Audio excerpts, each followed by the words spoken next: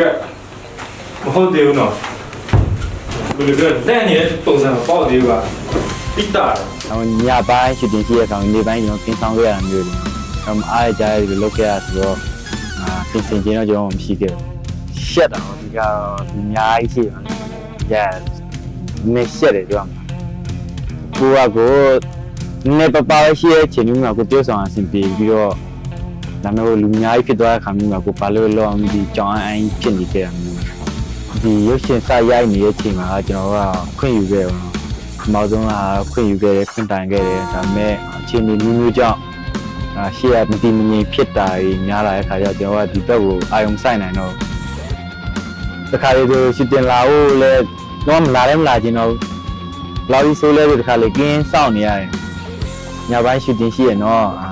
လူကြီးကိုပြန်တောင်းတဲ့ခါမျိုးကျတော့ရသွားလေဆိုတော့ဒါပေမဲ့နေ့ဘက်ကျတော့ကင်းဆောင်ခဲ့ပြင်ပန်းနေမဒီရတော့လဲကျွန်တော်ထပ်ပြင်ပန်းနေရှူတင်မှာလည်းထပ်ပြင်ပန်းနေတခါလေဆိုလုံးဝအဆင်ပြေခဲ့လို့နော်ဒါ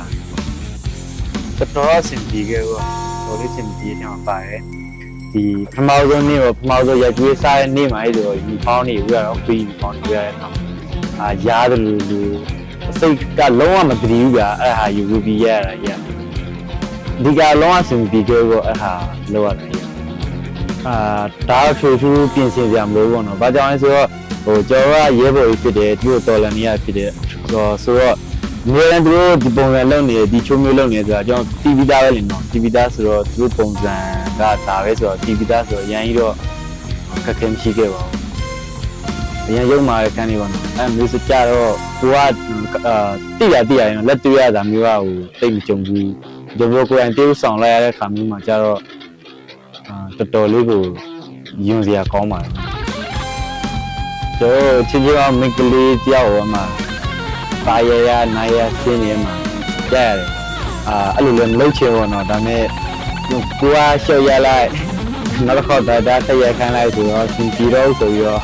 တကူရိုက်လိုက်တဲ့ခန်းရောเนาะအဲ့လည်းအမှတ်တရရှိပါတယ်ဒီနေ့ခေဆုံးချိန်ရိုက်ကူးအစလောက်မှာဖြစ်မယ်ရှင်အချိန်မှာတော့